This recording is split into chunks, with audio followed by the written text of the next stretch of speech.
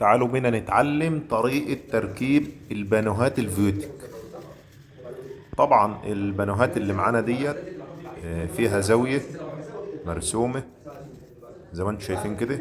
طبعا العودين هيركبوا على الزاوية. ده اللزق اللي احنا هنلزق بيه معجون فيوتك. بناخد منه ونفرد على القطعة كده زي ما انتم شايفين، نوزع عليها كويس، ما نسيبش طبعا فراغات. وطبعا زي ما انتم شايفين العلام اللي فوق اللي بالرصاص ده باين اهوت، لازم تاخد مقاساتك عشان ما تتوهش والشغل يطلع صح.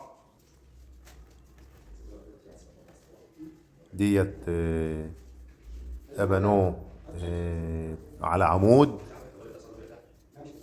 نقفل حوالين منها. طبعا بدل المسامير نلزق بلزق، لان هي طبعا مش محتاجة مسامير.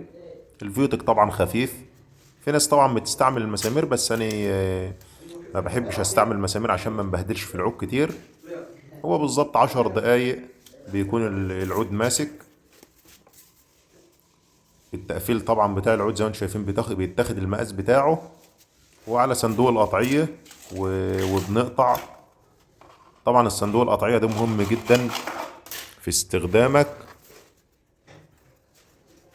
طلع معاك المقاس مظبوط، وبتملى بالمعجونة وبتلزق على العلام. اهم حاجة تكون معلم صح. طبعا التقفيلات اللي حوالين منها بيتقفل بمعجونة عادية اللي هي المعجونة البلاستيك عشان تقدر تصنفرها. طبعا الطريقة سهلة جدا، واهم حاجة في الشغل ده البانوهات المقاسات بتاعتها. طبعا الفاصل اللي بين العواد وبعضها ما يزيدش عن 10 سنتي عشان يكون الشكل معاك كويس جدا. ويبقى من بينه يعني من السقف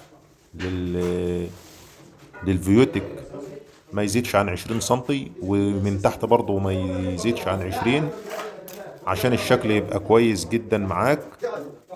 طبعا دي التقفيلة اللي تحت، ده 4 سنتي واللي فوق 2 سنتي. طبعا المقاس اللي بينهم 7 سنتي. وطبعا هنا اللي حاكمنا الزاوية عشان نركب على العودين. تثبت باللزق زي ما انت شايف كده. وبالظبط 10 دقايق بيكون معمول. ده طبعا اللي انا بتكلم عليه، الفاصل اللي هو الصغير ده بنقفله بمعجون البلاستيك عشان نقدر نصنفرها وما نبهدلش في العود كتير. طبعا دي بقية البانوه. طبعا المقاس متاخد، وبتدي على الخط بتاعك اللي احنا قلنا عليه. بيطلع معاك مظبوط وبتثبت كويس، وبتحط اللزق بتاعك. مجرد تثبيته ان هو يعني في خلال 10 دقايق او ربع ساعة بيكون خلاص العود مسك، مش محتاج مسمار. واللي حابب يحط المسامير ما فيش مشكلة، بس احنا مجربين الطريقة دي من زمان كويسة وشغالة، والعود ما بيتحركش من مكانه زي ما انت شايف كده.